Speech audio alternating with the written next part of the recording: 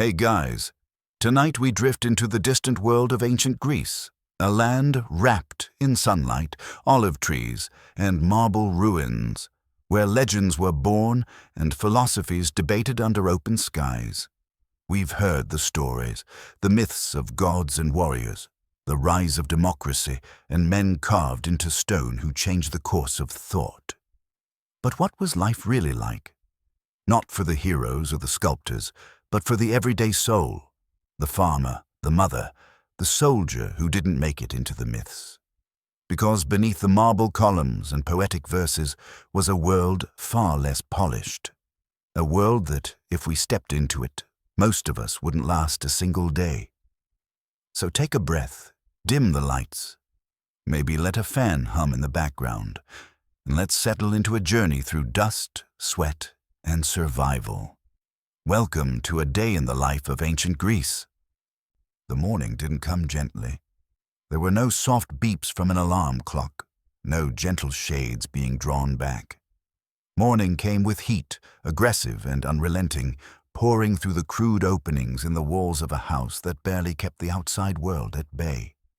These homes were humble, made of sun-baked mud brick or rough-cut stone, designed less for comfort and more for necessity. There was no insulation, no glass in the windows, just wooden shutters, if you were fortunate, to keep out stray goats and unwanted eyes. Privacy was a luxury, not a right. The first sign of dawn wasn't light, but discomfort. The rising sun turned your home into an oven, slowly roasting the interior with a heat that seemed to rise from the very floor. In the colder months, that same house turned into a cave of chill. The walls that scorched you in summer offered no comfort in winter, only a deeper, biting cold. Blankets were thin, often just cloaks repurposed, and mattresses were nothing more than straw-filled sacks or mats laid on the ground. Pillows? Those were for dreams richer than yours. Maybe a rolled-up tunic or an arm tucked under the head if you were lucky. If the lice didn't keep you scratching through the night, the hard surface did. And when the heat rose or the cold bit, there was little reprieve. No showers to start the day, no coffee to ease the sting of consciousness. No sense of solitude either. A family didn't just share a home. They shared one room, one space, one breath. The goat might sleep nearby, the baby in the same bedding, the grandmother curled in the corner. You didn't wake to your own thoughts.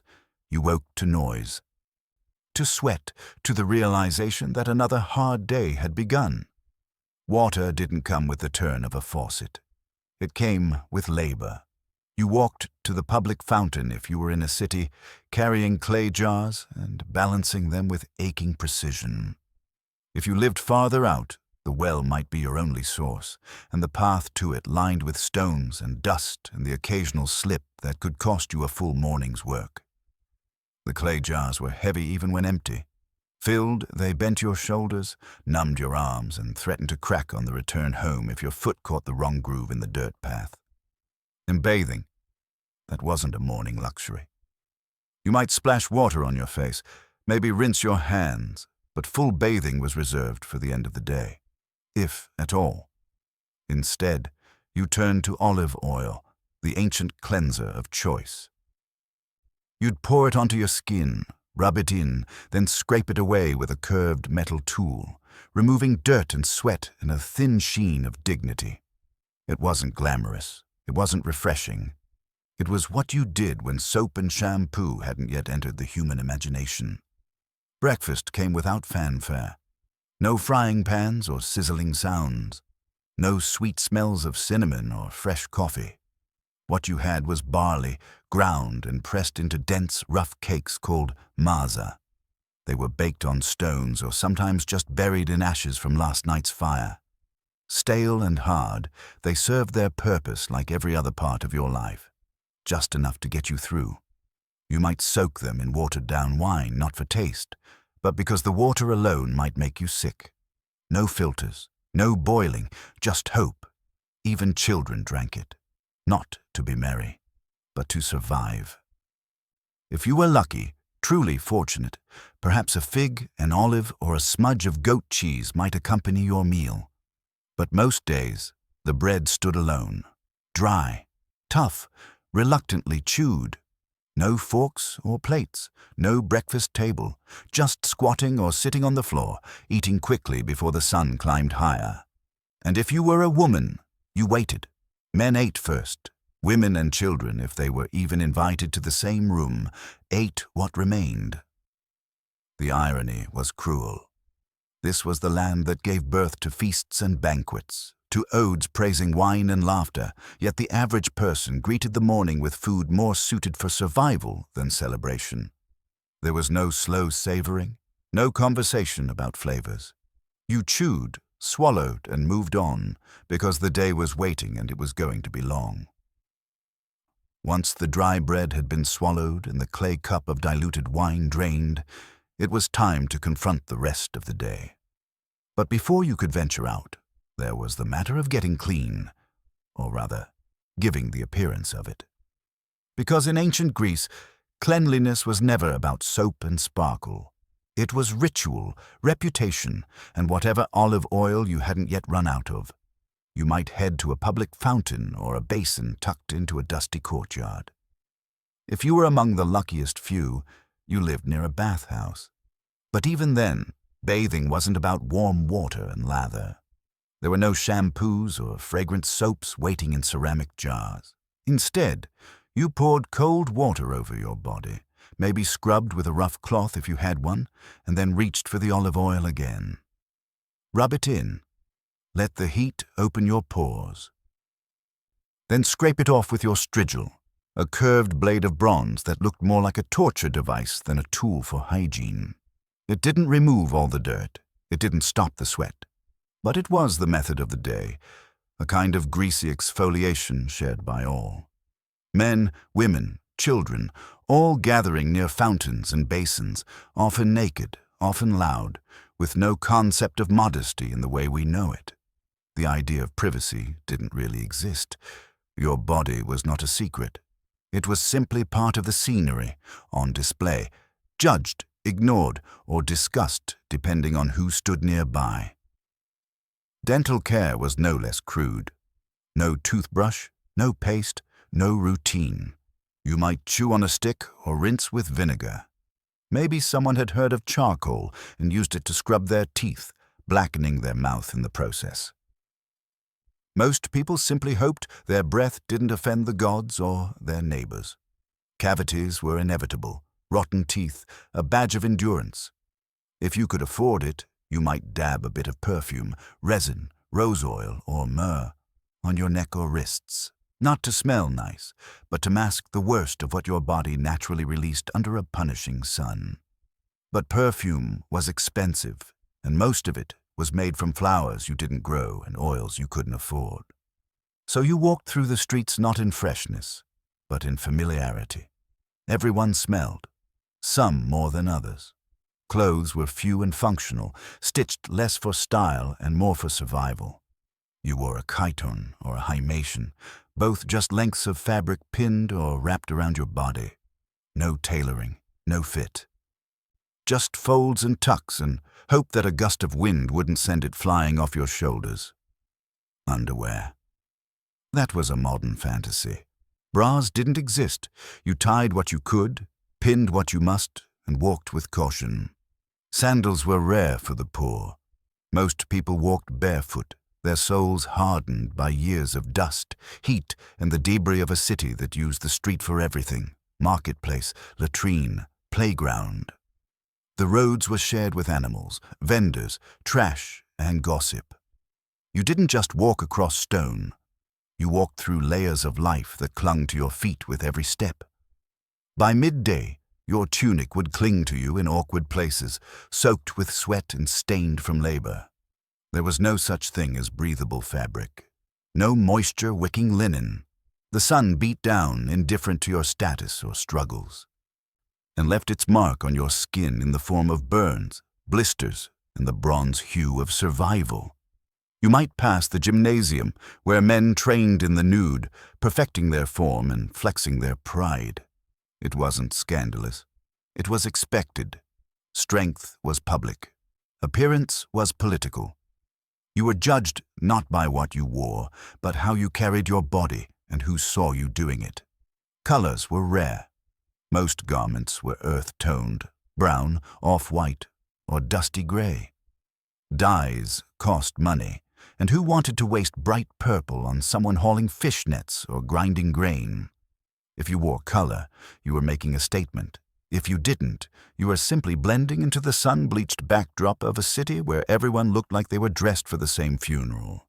And yet, despite the heat, the smell, and the rough fabric, you moved on. Because the chores didn't end with dressing. In ancient Greece, there was no job title for citizen. You were a soldier when called, a worker when needed, and always a piece of the machine that kept the city moving forward. Once dressed and halfway clean, your day truly began. Not in leisure, not in reflection, but in obligation. Ancient Greece didn't leave room for idleness. Especially if you were a man. Citizenship came with strings, thick, knotted strings that tied you to duty, combat, in the looming shadow of war. Military service wasn't a choice. It was your birthright, your burden, and often your fate. If you were a free male in Athens or Sparta, your future had already been decided. In Sparta, the path was brutal and absolute. Boys were taken from their homes at the age of 7 and enrolled in a system known as the agog, a state-sponsored transformation of children into warriors. They were starved, whipped, forced to steal, taught to fight without hesitation and survive without sympathy. It wasn't education, it was sculpting flesh into weapons. In Athens, things were softer only in comparison. By your teens, you trained with wooden spears, marched in formation, and learned to defend the city that expected your sacrifice. For 2 years, you served as an ephebe, part of a system designed to ensure that even thinkers bled when asked. And yes, even philosophers like Socrates picked up shields and walked into battlefields. A sharp mind didn't exclude you from war. It made you a more useful pawn. The phalanx was your formation, shoulder to shoulder with other men. Shield pressed against shield, you moved as one, a wall of bronze and desperation. Your survival depended not just on your strength, but on your neighbor's discipline. If he faltered, so did you. If you broke rank, you died. If you hesitated, the line collapsed. It wasn't just war. It was choreography with a blood price, and you paid for it yourself. The state didn't hand out helmets or spears. You were expected to show up prepared. Bring your own armor, bring your own sword, bring your own willingness to die. If you couldn't afford bronze, you made do with leather and prayer. The poor were the lightly armed, less protected, more expendable. When not at war, you still trained, still cleaned your gear, still gathered in the assembly to argue over battle strategies and vote on campaigns, or you rowed.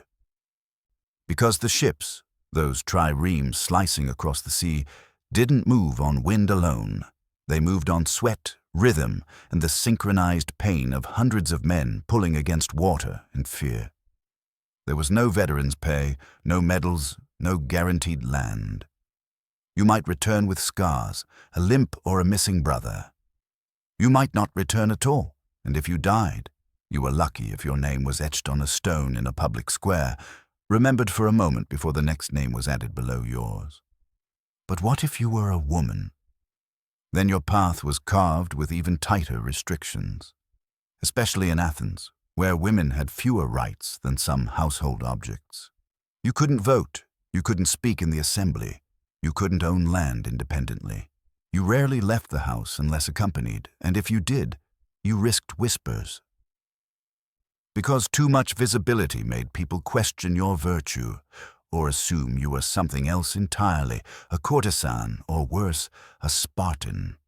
Your world was the oikos, the household.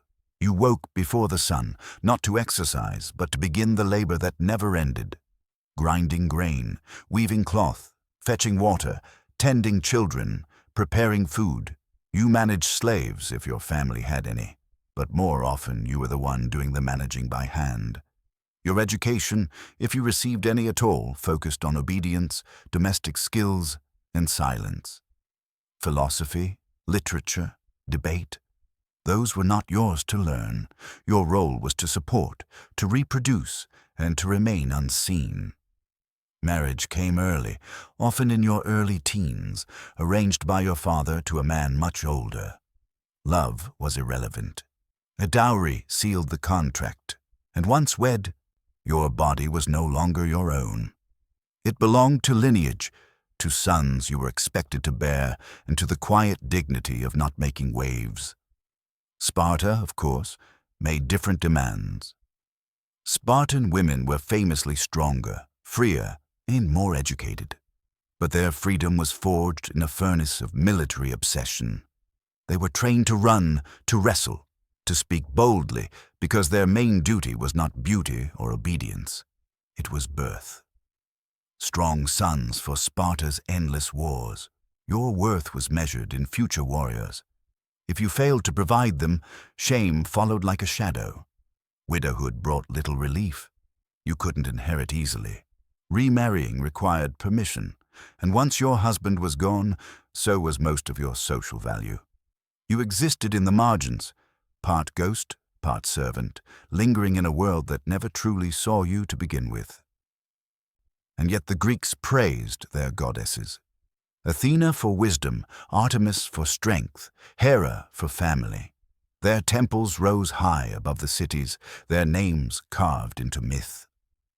But the real women, flesh and blood, bent over looms and kitchens, were kept quiet. Revered in theory, erased in practice. So you're a man, and you've survived military training, or a woman, and you've endured the daily grind behind closed doors. But what about your voice? What about your role in shaping your city's future? In Athens, the word democracy echoed with pride. But that word didn't mean what it means today. It was exclusive, selective, and incredibly fragile. You might imagine the bustling assembly of Athens as a beacon of freedom. And in some ways, it was. Citizens, male citizens, gathered to debate, to vote, to make laws without kings or tyrants dictating every choice. It was revolutionary. But don't let the poetry fool you. Most people in Athens had no say at all. To participate, you had to be born male, born to Athenian parents, and be over 18. If you were a woman, a foreign resident, a child, or a slave, you were voiceless.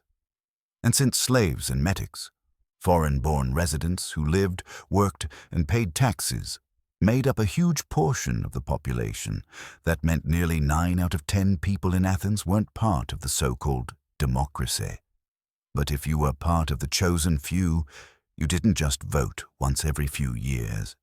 You were expected to be active, constantly. The system didn't rely on professional politicians. It relied on citizen participation. Laws were proposed and voted on in massive assemblies. Trials were decided by enormous juries drawn from the public. There was even a lottery to decide who held certain government posts. That's right, leadership wasn't earned by experience. It could be handed to you by sheer luck. One day you're gutting fish, the next you're managing the city's finances or deciding the fate of an accused criminal. And if you ever became too powerful, too popular, too much of a symbol, democracy had a solution. They exiled you, not because you'd broken a law, not because you were dangerous, but because you were adored. Once a year, the citizens voted on whether to hold an ostracism. If enough people agreed, they'd write a name on a broken piece of pottery, an ostracon. If your name appeared too many times, you were banished from Athens for 10 years. No trial, no appeal, no second chance. You simply packed your belongings and vanished. It was a mechanism designed to prevent tyranny, but in practice, it often punished success. War heroes, skilled generals, even virtuous men like Aristides the Just found themselves ostracized. Sometimes, for no reason other than someone in the crowd muttering, "I'm sick of hearing how noble he is." This too was Athens, a city that birthed democracy, but also baked into that democracy a quiet dread of ambition. You could speak freely, as long as no one listened too closely. You could lead, as long as no one followed too enthusiastically. Your greatest achievement might earn you 10 years in the countryside and the quiet insult of pottery shards. Meanwhile, in the background of every debate, every battle, every marketplace argument about taxes or philosophy, there were slaves. Not hidden, not out of sight, but present everywhere, in homes, in fields, in ships and temples. Slavery in ancient Greece wasn't an exception. It was the rule. Even modest households had at least one slave. You didn't need to be rich. You just needed to live in a world where owning another human was as common as owning a pair of sandals. And these slaves weren't one people, one ethnicity, one defeated enemy. They came from all over, from conquered cities, rival tribes, from raids and war and trade. Some were born into bondage, others were captured, still others were sold by desperate families or tricked into servitude. In Athens, a slave might handle every chore imaginable: cooking, cleaning, carrying, nursing children, managing shops, or accompanying their owner to the agora. Some were educated, even literate. They might be scribes or tutors. But none of them had rights. They were property. They could be beaten, sold, or killed on a whim. Their existence served the freedom of the citizens, and the great ideals of liberty and justice rose on their backs. In the silver mines of Laurion, slaves, many of them children, worked in tunnels so narrow they had to crawl. They breathed in dust, scraped the stone with iron tools, and died without names so the city could mint coins and build monuments. It wasn't hidden, it was understood. The gleaming temples, the vibrant economy, the banquets and theaters, they all came at a human cost. A few slaves earned their freedom, becoming metics or freedmen, but that didn't make them equal. They remained second class, forever tied to the families that had once owned them.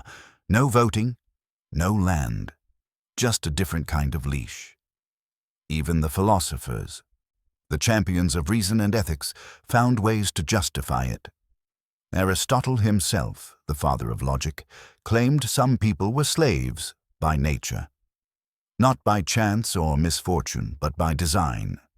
It was the kind of justification that allowed an entire civilization to look itself in the mirror while standing on the shoulders of the forgotten. So yes, Athens gave us democracy, but it was a democracy of walls and filters, of loud voices in public squares and silent ones in kitchens and fields. The city glowed in history, but its shadow was long. Let's say you're feeling unwell in ancient Greece. Maybe it's a fever that won't break, a deep ache in your chest, or something worse, a wound festering with no sign of healing. What do? There are no hospitals as we know them, no clinics on the corner. No universal healer's symbol hanging above a clean tiled floor. In most cases, you stay home and hope the gods aren't too angry with you. The idea of medicine existed, but it was entangled with belief. Healing was part science, part philosophy, and part divine negotiation. The most famous Greek physician, Hippocrates, tried to move medicine away from magic.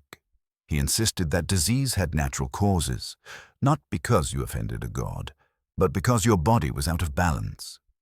His theory, soon to dominate Greek and Roman medicine, was based on the 4 humors: blood, phlegm, yellow bile, and black bile. Illness, according to this view, meant one of these fluids had tipped too far in one direction. So, if you had a fever, you had too much blood. The solution? Drain it. Coughing too much. That meant excessive phlegm. Melancholy? Clearly black bile, and you might be prescribed walks under the moon or long dramatic stares into the sea. The treatments weren't always effective, but they were earnest. Herbs, poultices, boiled figs, vinegar compresses, and poppy seed concoctions were standard. Whether they helped or harmed depended more on luck than logic. There were no anesthetics in the modern sense, no antiseptics. Surgery was a last resort. If you needed something cut open, you braced yourself and bit down on a strip of leather, iron blades, bone saws, prayers. That was the surgical kit. And still it was attempted. On the battlefield, in homes, in temples. Tools were passed down through generations. Techniques, too. Sometimes the patient lived. Often they didn't. Childbirth was one of the most dangerous moments of a woman's life. No pain relief. No sterile instruments. Just midwives, experience, and courage. A breech baby could mean death for both mother and child. One wrong move, and the line between life and afterlife vanished. Women went into labor not knowing whether they'd see the next dawn. If you were rich, you might summon a physician, someone with a scroll and a good reputation. If you were poor, you relied on neighbors, grandmothers, local wisdom. Garlic, onions, and honey were all staples. Honey, in particular, was prized for wounds. It had antiseptic properties, something the Greeks didn't fully understand, but used anyway. They prayed, too, to Asclepius, the god of healing. His temples, the Asclepions, were scattered across Greece. People came to them not just for care, but for miracles. They performed purification rituals. They fasted, bathed, slept in sacred chambers, hoping for dreams sent by the god himself. Priests would interpret those dreams and suggest treatments. Some swore they were cured. Others simply died in peace. There was faith in air and rest, in diet, in balance. The Hippocratic Oath, still echoed today, urged healers to do no harm and to treat patients as whole beings, not just a list of symptoms. But in practice, even the best medicine often fell short. If an infection set in, there was little to do. If you broke a bone badly, you lived with it. If your illness lingered, so did your suffering. So when you were sick in ancient Greece, you lived in the gap between prayer and pain, between what was known and what was hoped. You leaned on rituals, herbs, and the rhythm of the seasons. You trusted your body, the gods, and time itself to show mercy. But if you were well, if you had the strength and the means, you might spend your day in a very different place. The theater.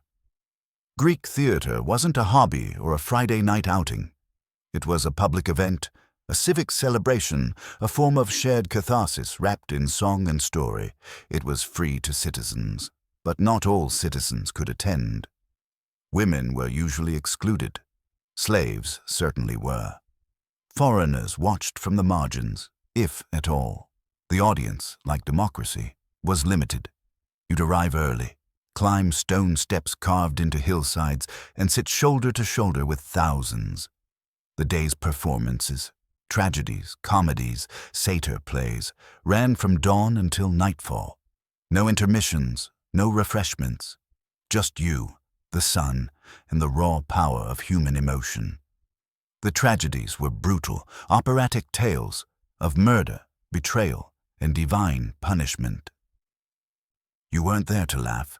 You were there to weep, to feel, to confront the failings of gods and mortals alike. Then the comedies would arrive, bawdy and sharp, mocking everything from politics to body functions. Nothing was sacred. Masks exaggerated every expression. Costumes amplified absurdity. Even the chorus, the singing, dancing collective voice of the play, joined in the satire. The jokes were loud. So was the audience. People shouted, they heckled, they cried. This wasn't passive viewing. It was engagement, immersion, release. And at the end, a jury voted on the winner. The best play didn't always win, but the process mattered. The gathering mattered. In theater, the city saw itself, flawed, passionate, ridiculous, and sublime. As the performance faded and the crowd thinned, you wandered into the agora, the beating heart of the city. It wasn't just a marketplace, it was a stage of its own. Merchants shouted, philosophers argued, politicians gathered support, and gossip spread word faster than any town crier. If you stood still too long, you'd find yourself pulled into a debate about justice, virtue, or whether olives were truly superior to figs. And there, in the middle of it all, barefoot and wrapped in a simple cloak, was a man asking questions. Not selling anything, not preaching, just asking. His name was Socrates, and whether you liked it or not, he might decide that you were his next lesson. Philosophy in ancient Greece wasn't confined to dusty scrolls or quiet classrooms. It was alive, public, confrontational, a kind of intellectual combat practiced in open spaces.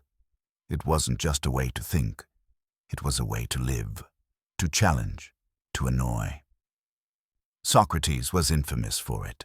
He didn't write, he didn't lecture, he simply questioned. What is good? What is truth? What is a life worth living? He'd dismantle your assumptions not to shame you, but to expose what he called the unexamined life. It was powerful, it was maddening, and eventually it got him killed. Officially, he was sentenced for corrupting the youth and dishonoring the gods. Unofficially, he was probably executed for being too persistent and far too public in his doubt. His student, Plato, wrote everything down, turning those conversations into dialogues that still echo through universities and coffee shops today. Plato founded the Academy. Aristotle, his student, later taught Alexander the Great. Philosophy didn't just influence the world, it shaped the minds of the people who would rule it. But back in the agora, it was less elegant. Loud voices, hands waving, strangers dragged into arguments they never asked for. Logic and ego collided in real time. You could come to buy fish and leave questioning the meaning of virtue. You didn't need a degree to participate, just nerve. And if you thought you could simply ignore the philosophers and slip away, you were wrong. They had a way of seeing you, of pulling your words apart, not with cruelty, but with surgical curiosity. Even children weren't safe. If you said something foolish within earshot, you became the day's lesson. This was the world of ideas, born in the streets, tested in conversation, sharpened in embarrassment. It was the birthplace of ethics, political theory, and scientific inquiry, but it felt more like intellectual street theater, often with no resolution and no applause. But not everyone enjoyed the agora. For some, it was a place of exposure, of vulnerability. And if your name was spoken too often, if you became too visible or too powerful, Athens had a remedy: ostracism. It was democracy's peculiar safety valve, designed not to punish criminals, but to deflate popularity before it bloomed into tyranny. Once a year, the citizens gathered and voted on whether to exile someone, not for a crime, but for influence. They scratched names onto shards of pottery. If your name appeared 6,000 times or more, you were exiled for 10 years. No questions asked. You didn't lose your property.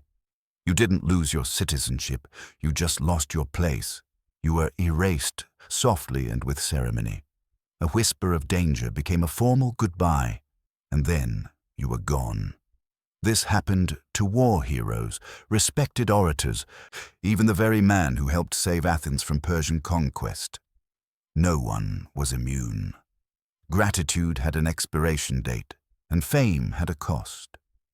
Athens had given the world democracy, but it also invented a quiet fear, the fear of standing too tall, of speaking too clearly, of mattering too much. Beyond the debates and festivals, beyond the silver mines and schools of thought, life in ancient Greece marched to a quiet and brutal rhythm: survival. And no matter how grand the statues or wise the philosophers, death was never far behind. Life expectancy hovered somewhere around 35 years, if you were lucky. And that was only if you made it past infancy, which many didn't. Disease, malnutrition, and accidents claimed children by the dozen. 1 out of every 3 might not survive childhood, and no one was shocked when they didn't. It was expected. Grieved, yes, but expected. There were no antibiotics, no understanding of bacteria, no vaccines, no advanced surgeries. A scratch could fester into a fatal infection. A fever might break, or it might burn you out from the inside. You didn't know why your neighbor died. You just knew not to touch their bedding. Childbirth, for women, was one of the most common causes of death. Midwives did their best, but they had no tools for breech births or hemorrhaging. One complication, one turn of the baby, one moment too long in labor, and that was it. Mother and child both could be gone by nightfall, and if you lived in a city, your chances didn't improve. Athens was beautiful, yes, but it was also dense. Cramped quarters, open sewage, rats, shared fountains that carried more than water. Plagues swept through regularly. The most infamous came during the Peloponnesian War, killing as much as a third of the population. The historian Thucydides wrote about it in agonizing detail, then caught the disease himself. Somehow, he survived. Most didn't. War added another layer of danger. It was a constant undercurrent in Greek life. You could be conscripted into a phalanx, sent to sea on a trireme, or ambushed in a city-state rivalry that flared without warning. And if the spear didn't kill you, the infection that followed often did. No clean bandages, no surgical sterilization, just wine and prayer, and the blind hope that your wound would close on its own. Even peace had its risks. The gods, ever watching, were as likely to strike as they were to bless. Forget to make a proper offering before a journey. Poseidon might send a storm. Mock a sacred statue after too much wine. Expect a plague, or worse. Step onto the wrong patch of earth and offend a woodland spirit. That limp might never go away. Religion permeated every act of life, but it also amplified fear. The divine wasn't kind. It was temperamental, obsessive, and petty. You sacrificed to avoid punishment, not to receive grace. The gods remembered slights, they held grudges, and they struck without warning. Death came not just with finality, but with the added dread of improper burial. If your family couldn't afford the coins for the ferryman, if the rituals weren't performed, if your body was left unburied outside the city walls, you were believed to wander the earth forever, a restless spirit, neither here nor gone. And yet, through all of this, the Greeks endured. They built temples that kissed the clouds. They wrote plays that clawed at the human soul. They studied the stars, mapped the heavens, questioned the nature of being itself, all while living under the daily threat of a world that could, and often did, strike them down at random. They didn't do it for comfort. They did it because they had no choice. So the next time someone dreams of walking through the agora, wrapped in linen, discussing ethics with Plato, imagine this: your feet blistering on sun-scorched stones, your stomach aching with hunger, your body scratched and bitten by lice, and the knowledge that tomorrow could be the end, whether by fever, war, or godly whim. Religion in ancient Greece was not a quiet matter of belief. It was a daily choreography of rituals, offerings, and appeasements, a lifelong balancing act to keep the divine forces from tipping your world into chaos. The gods were everywhere, in the sea, the sky, the forest, the flame. They watched, listened, tested, and they punished. Often, there was no sacred text, no unified doctrine. Instead, religion was built on stories, myths passed down in song and sculpture, in whispered caution and loud celebration. These myths were not moral guides. They were warnings. Tales of gods who loved and lied, who blessed and destroyed in the same breath. Zeus ruled from Mount Olympus, flinging lightning bolts and fathering children with mortals, nymphs, and other gods alike. His wife, Hera, the goddess of marriage, was a force of jealousy and vengeance, known more for tormenting Zeus's lovers than for protecting unions. Athena stood for wisdom, but she was also war. Apollo brought music and prophecy, but could just as easily strike you with plague. Artemis protected animals, unless you looked at her the wrong way, in which case you might become one yourself. A stag, a spider, a stone. The gods were not removed from human affairs. They were deeply tangled in them. Every city had its patron deity. Every household had its altar. Every act of planting, sailing, marrying, or even bathing could require an offering. A libation of wine, a sacrificed goat, a burnt bundle of barley. Festivals were frequent, not holidays in the modern sense, but communal acts of worship and obligation. If you didn't attend, if you failed to participate, you weren't just a bad citizen, you were a dangerous one. Neglecting the gods wasn't private negligence, it was a public threat. Their wrath was collective. And there were many gods, not just the Olympians. The Greeks believed in a teeming universe of spirits, monsters, and divine entities. Dryads in the trees, naiads in the rivers, satyrs in the wilds. There were local deities who guarded springs, crossroads, doorways. Some were kind. Some were ancient remnants of older faiths, barely understood but still feared. Step into the wrong grove without offering respect, and you might lose a limb or your mind. No one claimed to understand the full logic of divine justice. Sometimes tragedy fell upon the blameless. A child died, a harvest failed, a city burned. The only explanation? Somewhere, somehow a god had been slighted. Maybe not by you, maybe by your neighbor, or your grandfather, or a king 10 generations ago.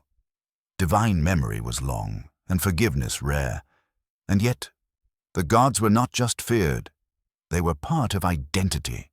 You celebrated them with music, poetry, and athletic competitions. The Olympic Games were held in Zeus's honor. Theater festivals paid homage to Dionysus, god of wine and madness. Love and lust were under Aphrodite's domain. Commerce belonged to Hermes, war to Ares, the hearth to Hestia. Death itself, managed by Hades, silent, remote, and ever-present. You didn't believe in the gods because of faith. You believed in them because you had seen what happened when people didn't. Faith wasn't a choice. It was survival. And so, every day in ancient Greece was threaded with worship. The flicker of incense, the murmur of prayer, the clink of wine spilled on stone. A life lived in constant negotiation with beings who had no obligation to be kind and every reason to remind you of your place. So after all of that, the sleepless nights, the hollow meals, the sweat-clung tunic and the prayers whispered to impatient gods, would you last a single day in ancient Greece? Truthfully, probably not. The heat alone would drive you to collapse before noon. The food, dry and sparse, would leave your modern palate confused and your stomach aching. You'd miss your coffee.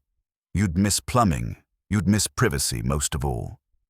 The concept of a quiet room, a closed door, a moment to yourself.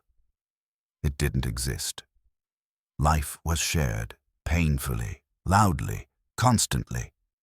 You'd find yourself overwhelmed not just by the labor, but by the silence of the things you take for granted. No running water, no painkillers, no shoes, perhaps. No relief. Every task you know as a convenience, bathing, eating, resting, was a trial.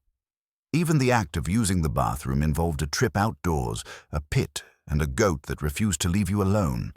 And yet, the Greeks endured. More than endured, they created. They forged a culture that still shapes ours today. Their buildings, though worn by centuries, still stand. Their stories still fill our books and screens. Their questions about life, about justice, about what it means to be human, are still debated in classrooms, in cafes, and in quiet walks through museums. They lived hard, died young, and often suffered quietly. But they gave us something vast. Not just inventions or architecture, but a model of resilience. They didn't survive because the world was kind. They survived because they found ways to make meaning in a world that often wasn't. They looked up at the stars and asked, what moved them? They looked inside themselves and wondered what made them good or bad or free. They questioned everything, fought constantly, wrote beautifully, died suddenly, and in doing so, they shaped the bones of the world we live in. You wouldn't last long in their world, but they would recognize yours. They'd see your debates, your search for beauty, your endless struggle between reason and desire. They'd see your architecture, your politics, your arguments online. They'd know they were still alive, buried inside your very thoughts. So if you somehow made it through a single day, sunburned, aching, thirsty, and confused, they wouldn't laugh. They'd hand you a worn-out tunic, point up the nearest hill, and say, without pity, "Good. Now carry that." But let's step away now from the marble cities of Greece and move north and west across the sea and centuries to the damp soil of ancient Britain. The Roman Empire had stretched its grasp far and wide, and in the rolling hills of Britannia it had found both resistance and reluctant cooperation. One tribe among many, the Iceni, tried to walk that fragile line, submitting but never surrendering. Their king, Prasutagus, was a man who understood Roman politics well enough to play their game. He ruled as a client king, allowed to keep his crown as long as he bowed low enough. In exchange for peace, he offered Rome taxes, loyalty, and silence. And when he died, he thought he'd secured a future for his people by naming not only the emperor, but also his daughters as heirs. A final diplomatic move. A gesture of goodwill, a father's attempt to protect what little he had left. Rome responded the way empires often do, with contempt. They ignored his will, marched in, claimed the Iceni lands as Roman property, confiscated wealth, stripped nobility of power. And as if that weren't enough, they made an example of the royal family. Queen Boudica was publicly flogged. Her daughters, young girls, were brutalized in a way too cruel to forget. It wasn't a miscommunication. It wasn't a mistake. It was a message. Submission isn't protection. Rome had hoped to crush a woman's spirit in front of her people. Instead, they forged a weapon. Boudica didn't fade into mourning. She rose. What Rome thought it had humiliated, it had awakened. What it thought was the end of resistance was only the beginning of vengeance. Word of the atrocity spread like fire across the tribes. They remembered their own dead, their own stolen land, their own wounds hidden behind obedience, and for the first time, they rallied, not just in anger, but in unity. Because Boudica's pain wasn't hers alone. It belonged to a people who had watched their world be dismantled stone by stone, coin by coin, law by law. And now, led by a mother with nothing left to lose, they would make the empire bleed. Boudica wasn't a general. She wasn't trained in Roman tactics. She didn't speak Latin, but she had something else. Righteous fury and a voice that could turn fear into fire. She rode not behind her warriors, but among them, hair untamed, eyes locked ahead. She summoned the gods of her ancestors not to whisper, but to scream. And the tribes listened. One by one they joined her. The Trinovantes, the Corytani, even parts of the powerful Brigantes. They came not with polished discipline, but with hunger. Hunger for revenge, hunger for justice, hunger for the sound of Roman arrogance cracking under Celtic blades. The Roman eagle had long cast its shadow over Britannia, confident in its roads and walls, its forts and legions. But now, that shadow flickered. What had begun as a humiliation of a queen was becoming something far greater, a storm gathering across the land, carried on the war cries of people who had nothing left to fear. Boudica did not lead with promises of safety. She promised fire. She didn't speak like a politician or a priestess. She spoke like a mother with blood in her eyes. She reminded her people of what had been taken, lands seized, taxes piled high, children sold, elders silenced. Her words didn't persuade, they ignited. Her first target was Camulodunum, the Roman colonial capital. Once a stronghold of British culture, it had been turned into a playground for retired Roman soldiers. A temple to Claudius, built with local labor, in honor of the emperor who had crushed them, stood at its center like a snare. To the Iceni and their allies, it was not a monument. It was a wound. The attack was swift. Camulodunum had no proper walls. Roman veterans, confident in their status, were caught off guard. The defenders fled to the temple, believing its thick walls would protect them. They lasted 2 days.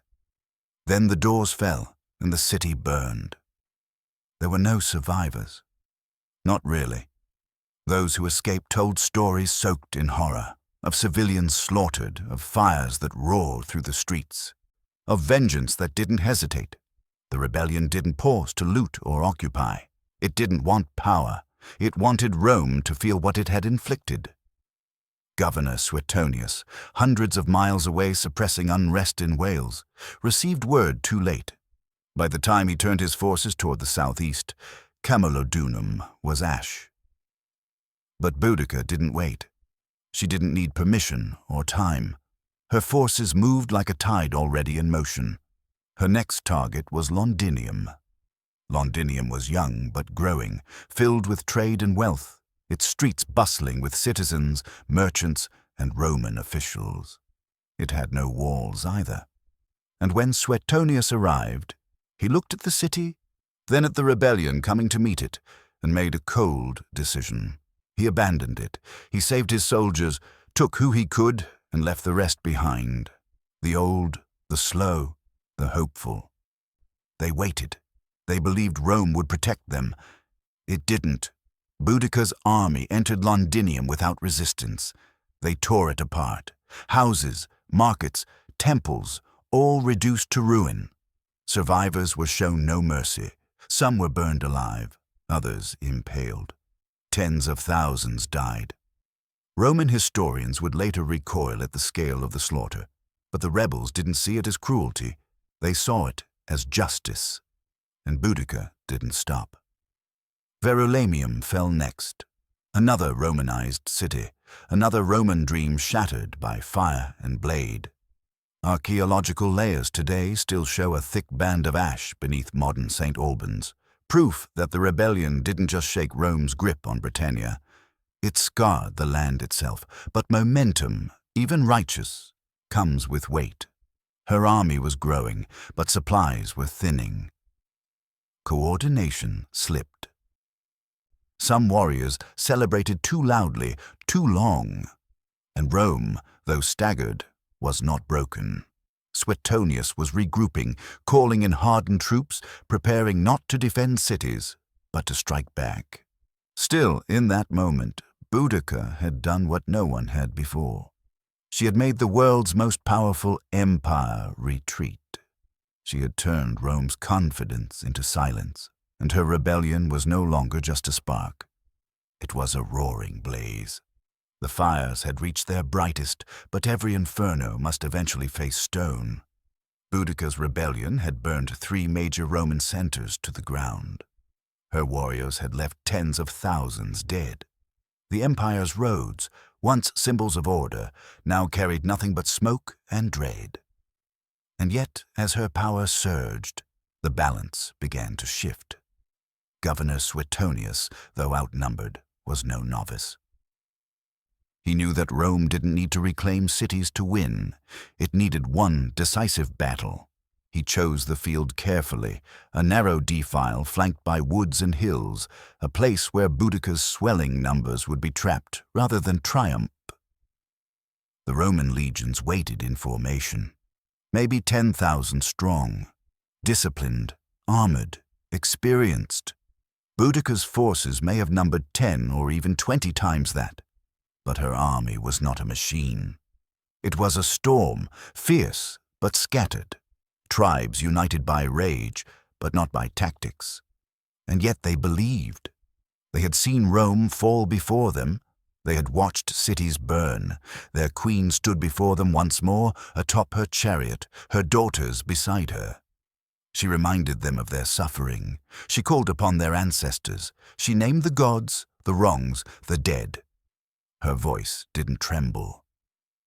She spoke not as a leader of warriors, but as a woman who had been beaten and refused to kneel. She told them they would win, or die. There would be no retreat. Then the battle began. Her warriors charged, a thunder of bodies, weapons raised, screams tearing through the air. They poured into the narrow field, a tide of fury crashing into a Roman wall. But that wall did not bend. It held. Spears flew, short swords stabbed, Roman shields locked together. The legionnaires advanced like a machine, step by step, pushing into the chaotic press of bodies. The tighter the space, the more the British advantage disappeared. They had nowhere to maneuver, and behind them, their own wagons and families, who had come to witness victory, now blocked their retreat. Panic set in. What had begun as a charge became a crush, and in that crush, discipline triumphed over passion. The Roman line moved forward, cutting and stabbing, never breaking formation. The slaughter was merciless. Warriors stumbled over their own dead. Mothers screamed. The gods, if they watched, were silent. When it ended, the rebellion lay broken on the ground. Tens of thousands of Britons had been killed. Suetonius had held the line, and Rome had reasserted its grip not through law or diplomacy, but through steel. And Boudica? No one knows exactly what happened. She didn't fall in battle. No Roman dragged her in chains through the streets of Rome. Some said she poisoned herself to avoid capture. Others claimed she fell ill and faded quietly. But what all accounts agree on is this: she vanished, not as a prisoner, not as a trophy, but as a storm receding into the horizon. Rome remained. But something had changed. The battlefield was still, choked with smoke and silence. Where once tens of thousands had stood, now there was only the dead and the dying, their blood soaking into the cold British earth. The rebellion, which had burned like a comet across the Roman province, had been extinguished in a single, devastating clash. Rome had endured, but not without scars. Boudica's final moments slipped into legend. There were no captors to parade her through Roman streets, no executioners waiting with rope or blade. She simply disappeared, swallowed by the aftermath. Some Roman writers say she took poison, a final act of defiance. Others suggest disease claimed her in the days following the defeat. No matter the truth, her end was never claimed by her enemies, and that, in its own way, was a kind of victory. Rome, wounded and shaken, tried to erase her. Official records moved on, temples were rebuilt, cities were fortified. Suetonius was eventually replaced, but even as the empire reasserted its grip, the memory of what she had done lingered. The fire she lit had not just scorched buildings, it had burned a hole in Rome's illusion of invincibility. To the tribes of Britannia, she was no longer just a queen. She had become something more. A symbol. A name spoken not in whispers, but in reverent tones around firelight. A woman who had stood when others knelt, who had taken the empire's cruelty and returned it tenfold. She wasn't remembered for mercy. She was remembered for resistance. And remarkably, even Roman historians, men who were often disdainful of anyone not wrapped in a toga, wrote about her with a sense of awe. Tacitus described her as tall, commanding, with fierce eyes and long red hair that rippled to her waist. Her voice, he said, carried like a trumpet. Dio Cassius another Roman chronicler, called her terrifying and unforgettable. She had faced their legions, slaughtered their settlers, and razed their cities. They feared her, and in some twisted way, they respected her. The years marched on. Empires shifted. Names were lost, but Boudica endured. In later centuries, she would be rediscovered, reimagined, reborn. In the Victorian era, she was recast as a noble heroine, Britannia personified. Statues rose, poems were written, politicians invoked her name in speeches. The warrior queen who had defied the Romans became a symbol of British pride, of feminine power, of rebellion wrapped in righteousness. But her story is not just one of war. It is a story of what happens when people are pushed too far, when humiliation crosses a line, when justice is denied and silence is no longer bearable. Boudica's revolt was brutal, yes, bloody, without question. But it was born not of ambition, but of grief. Not of conquest, but of a need to reclaim dignity in a world that had tried to erase it. She never set out to rule an empire. She simply refused to let it trample her daughters without consequence. Centuries have passed since Boudica vanished into the mists of time, but her shadow still drapes itself across the British Isles. Her name, though once nearly erased, was carved into monuments and memory. Near Westminster Bridge in London, a bronze statue stands tall, Boudica in her war chariot, her daughters beside her. Wheels lifted in defiance as if to remind the world she is not finished. Below her, traffic moves. Tourists take photos, but few realize they are walking in the echo of her rage. And yet her legacy is not just bronze and stone. It is a question carved into the bones of history. What happens when the silenced refuse to remain silent? What does it mean when the powerless rise? Boudica was not flawless. Her rebellion left tens of thousands dead. Her fury consumed not only soldiers, but civilians. But history has never belonged to saints. It belongs to those who dared to resist, and resistance is rarely clean. Her power was not simply in her victories. It was in the fact that she stood, that she refused to break, that she turned agony into action. A woman whose world had been torn apart, who looked at the most powerful empire on earth and said, "No." That act alone, before a sword was raised, before a temple burned, was her most radical defiance. Modern historians still debate her strategy, her motivations, her decisions. But you don't need footnotes to know what she stood for. Ask anyone who has ever been pushed to the brink, anyone who has felt powerless in the face of cruelty. They will tell you, she was the queen who made Rome bleed. She didn't just rally tribes. She united the broken. She gave voice to the trampled. And though her body is gone, her fire is not. It lives in the idea that dignity is worth fighting for. That sometimes the world must be reminded, even at great cost, that not all people will bow quietly. Empires rise, empires fall. But the echo of one voice, raised against impossible odds, can outlive them all. That voice was Boudica's, and it rides forever